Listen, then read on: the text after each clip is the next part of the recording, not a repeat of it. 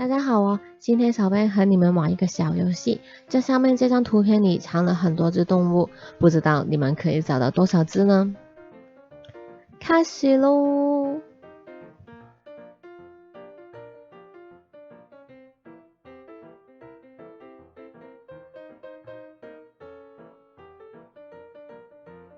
你找到多少只呢？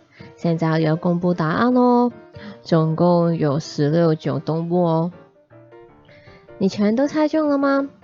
从最左边开始，想必开始看起哦。有海豚、鸟头、鱼、海狸以及乌龟。海狸是不是看不太出来呢？